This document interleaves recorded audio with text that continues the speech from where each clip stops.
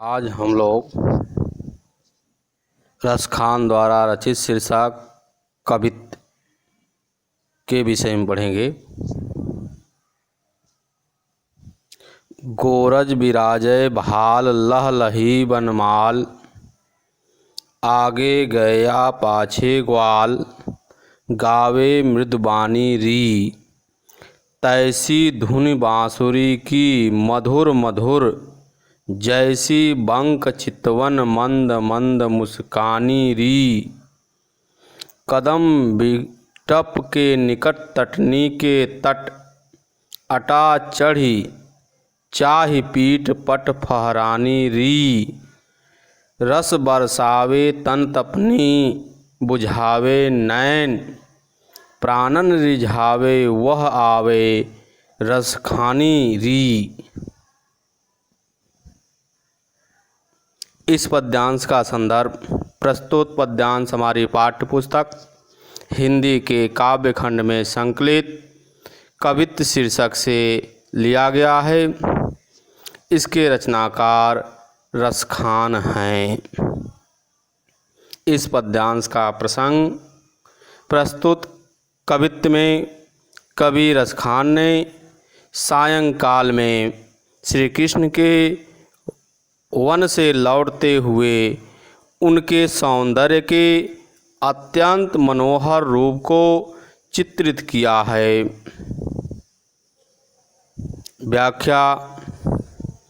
गोरज बिराजे बहाल लहलही बनमाल, आगे गया पाछे ग्वाल, गावे मृदुबानी री।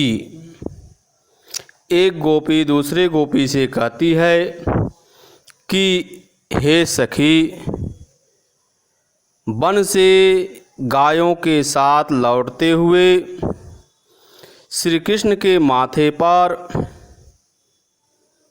जो गायों के खुर से उठी हुई धूल गोराज शोभित हो रही है।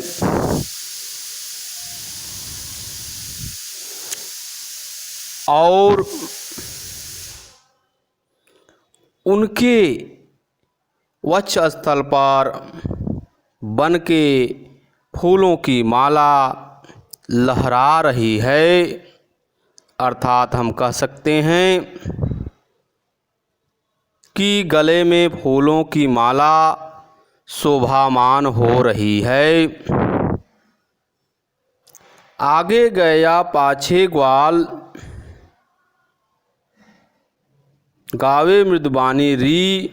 उनके आगे आगे गायें चल रही हैं और पीछे पीछे ग्वाल बाल चल रहे हैं, जो मधुर स्वर में गीत गा रहे हैं। तैसी धुनी बांसुरी की मधुर मधुर, जैसी बंक चितवन मंद मंद मुस्कानी री। जितनी मधुर उनकी बांसुरी की धुन है, उतनी ही मधुर टेढ़ी दृष्टि या सुंदर दृष्टि बंक चितवन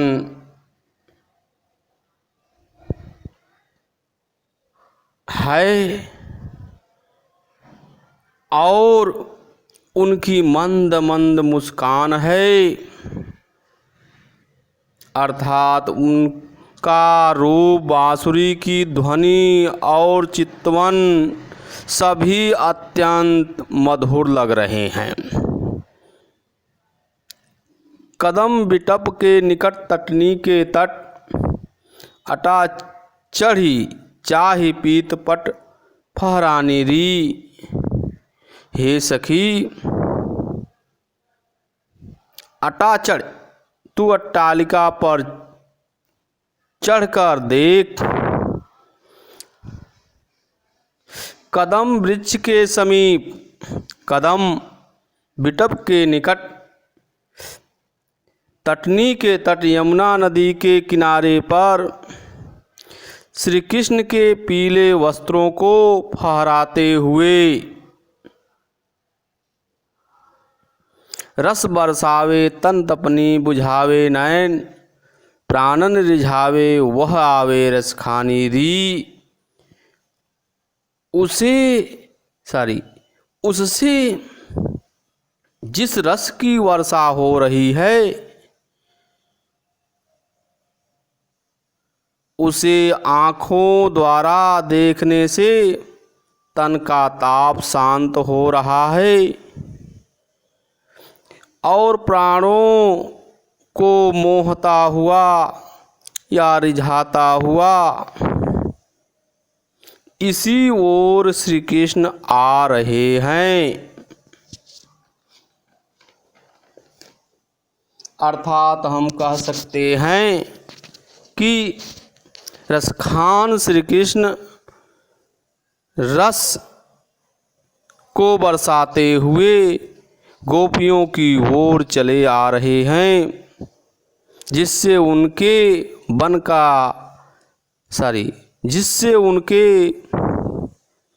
तन का ताप शांत हो रहा है, उनका सौंदर्य नेत्रों की प्यास बुझा रहा है और हमें अपनी ओर आकर्षित कर रहा है।